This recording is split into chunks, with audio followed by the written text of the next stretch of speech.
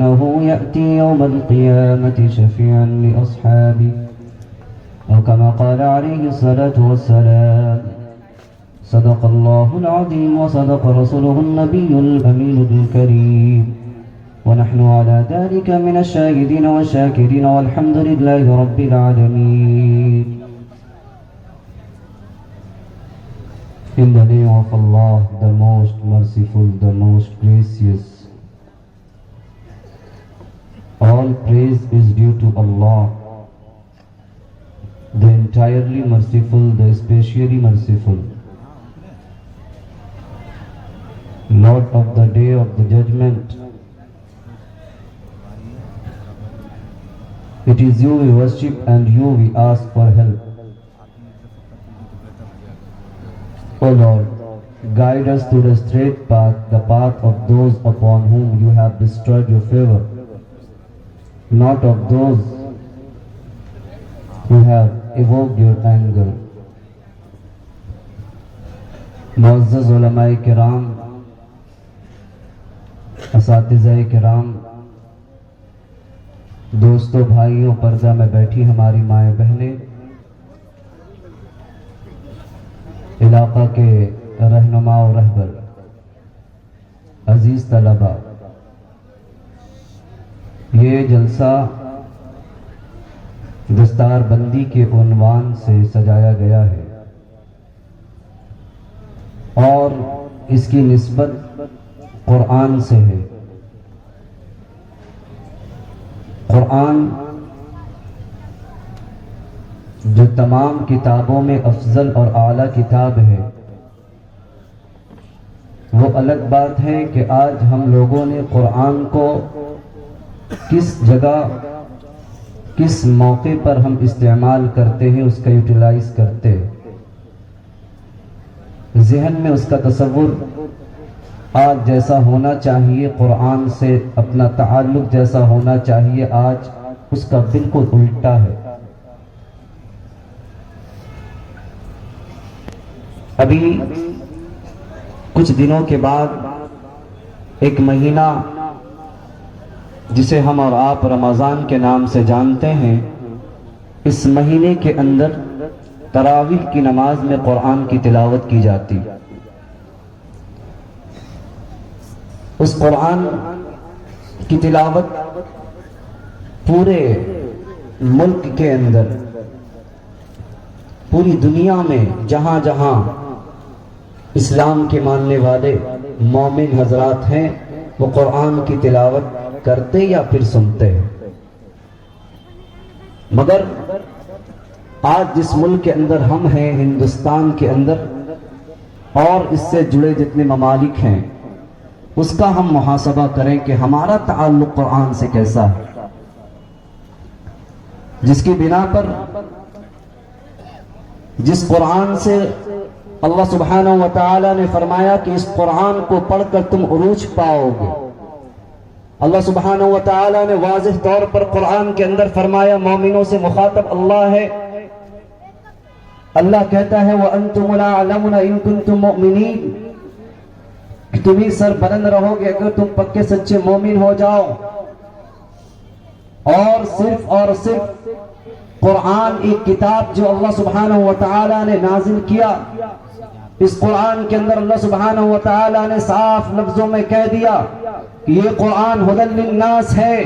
لوگوں کے ہدایت کے لیے یہ کتاب نازل کی گئی ہے، گائیڈ بک ہے ہمارے لیے۔ نبی علیہ السلام کو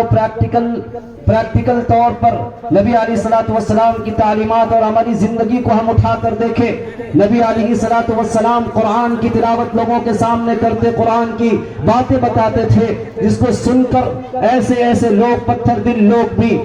دل بھی موم ہو جایا کرتا تھا۔ وہ کون سی کتاب تھی میرے بھائیوں، میرے دوستوں؟ ہمیں معلوم ہونا چاہیے، اس بات کو یاد رکھو کہ قرآن کو پڑھ کر لوگوں کو اللہ سبحانہ و تعالیٰ نے زوال سے عروج دیا ہے، ترقی سے لوگ نواز دیے گئے۔ قرآن کو جس نے اٹھایا ہے، قرآن کی جس نے تلاوت کی، ایسے سینکڑوں واقعات آپ کو مل سکتے ہیں۔ اگر آپ قرآن کا مطالعہ کیجئے، اگر آپ حدیث کا مطالعہ کیجئے، قرآن کے اصول کو آپ پڑھیں گے، قرآن کے بھیجنے کا مقصد کو آپ پڑھیں گے، تو ایسے ایسے قوموں کو اللہ سبحانہ وتعالی نے عروج دیا ہے، ایسے ایسے لوگوں کو اللہ سبحانہ وتعالی عروج دیا ہے جس لوگوں کی کوئی وقت نہ تھی، جس کی کوئی وقت نہ تھی، مگر قرآن سے زمین کا ان کا ہاتھ لگتا ہے، ان کا رشتہ جڑتا ہے، ان کا تعلق جڑتا ہے، اپنی زبان پر قرآن کو لاتے ہیں۔ ایسے ایسے واقعات میں آپ کو سنا سکتا ہوں جس کے بارے میں ایسا کہہ دیا گیا کہ یہ شخص ہے جسے کینسر کی بیماری ہو گئی۔ آؤ تاریخ کی کتاب کو اٹھاؤ، آج بھی ہسٹری موجود ہے، سوشل میڈیا کو اٹھا کر دیکھو،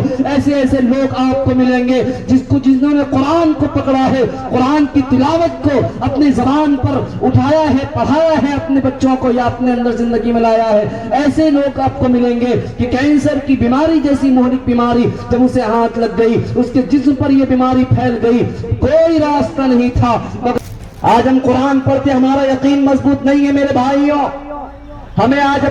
اپنا یقین مضبوط کرنا ہوگا، چاہے وہ اللہ سے ہو، چاہے نبی علیہ الصلوۃ والسلام کی رسالت اور آخرت پر ہو۔ آج یقین کی بنیاد پر ایمان کی جتنے بھی چیزیں سامنے آتی ہیں وہ یقین کی بنیاد پر آتی ہے۔ اگر ہمارا یقین اللہ سے مضبوط نہیں ہے، اگر آخرت کا یقین مضبوط نہیں ہے، قرآن کا یقین ہم پر مضبوط نہیں ہے، یاد رکھو ہم قرآن کو سامنے رکھ کر بھی اگر یقین مضبوط نہیں رہے گا تو ہم اس سے فائدہ نہیں اٹھا سکتے۔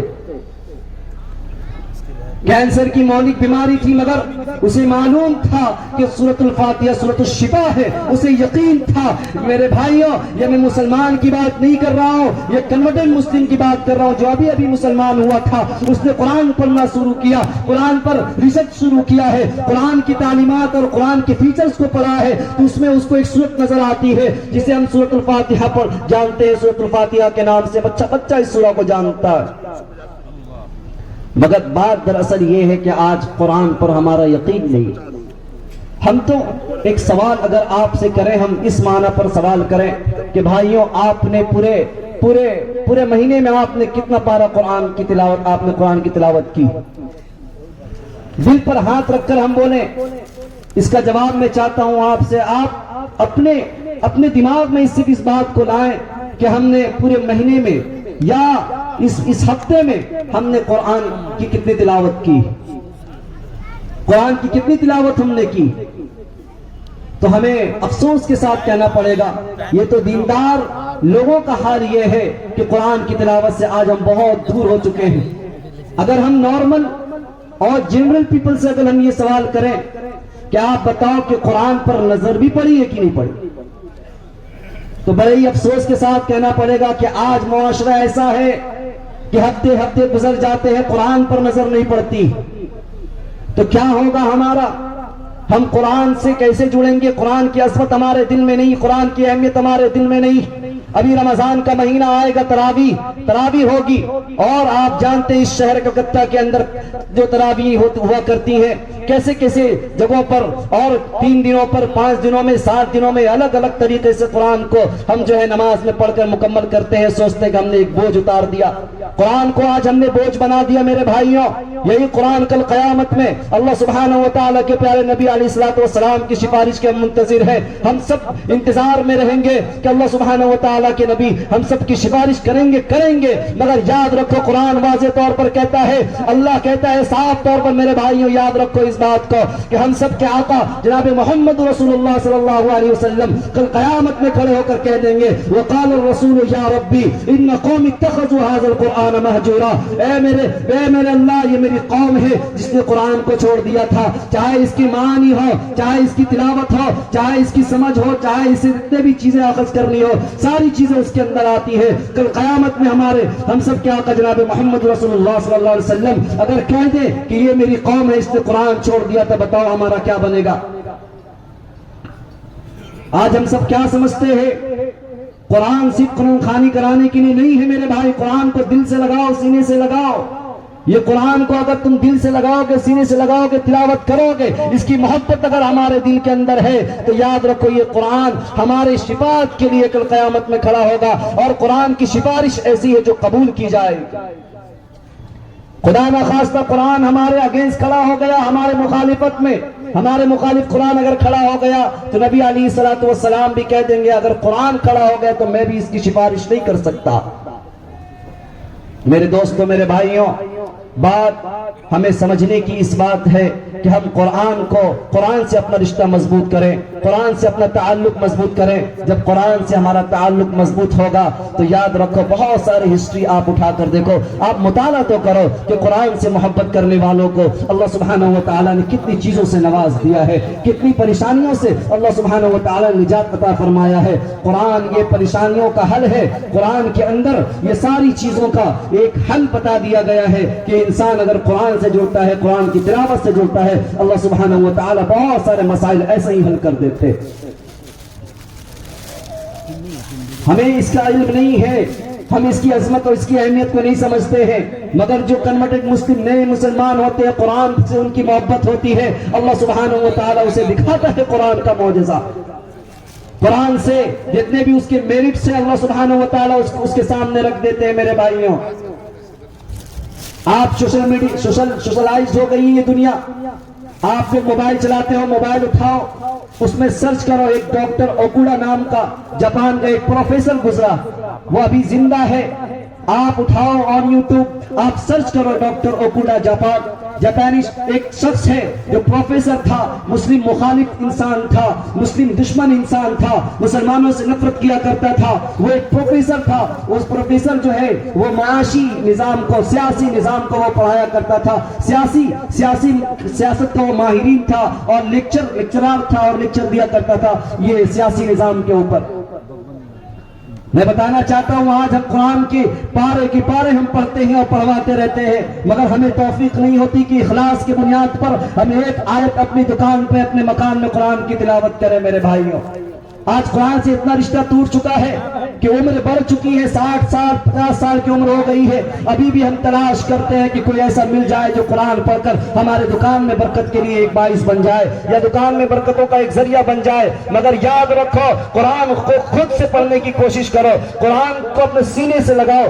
قرآن اس لیے سینے سے لگانے کی ضرورت ہے کہ قرآن کو باضابطہ قرآن پڑھنے کی جو ہے ہمیں تلقین کی گئی ہے، اور قرآن پڑھنے کے بارے میں ہمیں انسٹرکشن دیا گیا ہے کہ قرآن کو سیکھو۔ قرآن سیکھنے کی چیز ہے، قرآن پڑھنے کی چیز ہے۔ قرآن پڑھو گے دل سے زنگیں دور ہوا کرتی ہیں، دل کے میل کچیل دور ہوا کرتے ہیں، اور یاد رکھو قرآن پڑھنے سے ذہن بڑھتا ہے، انٹیلیجنسی بڑھتی ہے۔ میں کہہ رہا تھا کہ اگر ہم چاہتے ہیں کہ ہم دیکھیں کسی یہ معاشرتی زندگی کو دیکھیں، سوسائٹی کو دیکھیں، کنٹری کے اندر جو قرآن سے جڑ رہے ہیں ان کا کیا مسئلہ ہو رہا ہے، تو ڈاکٹر اوکوڈا نام کو سرچ کر لو، اس کا ایک اسٹیٹمنٹ میں آپ کو بتاتا ہوں، اور میں بہت مختصر وقت میں آپ کے سامنے بیان کرنے بیٹھا ہوں، وقت کا تقاضا ہے کیونکہ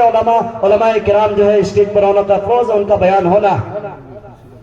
حضرات گرامی، وہ ڈاکٹر اوکوڈا مسلم مخالف اور مسلمان کے نام سے ہی چڑنے والا انسان تھا، مگر ہوا یوں کہ ایک بار وہ لیکچر دے رہا تھا، تقریر کر رہا تھا سیاست کے بارے میں، سیاسی نظام کے بارے میں۔ اسے معلوم چلتا ہے کہ ایک سیاسی نظام اسلام کا بھی ہے، اور اسلام کا سیاست یعنی اسلام کی سیاست اور اسلام کی سیاسی نظام جو ہے وہ قرآن سے لیا گیا ہے۔ یعنی مسلمان کا قانون جو کنسٹیٹیوشن ہے وہ کیا ہے؟ سب سے پہلا وہ قرآن کریم، یہ قرآن کریم سے ہی ساری چیزیں اخذ کی گئی۔ کیا چیز نہیں ہے قرآن کے اندر؟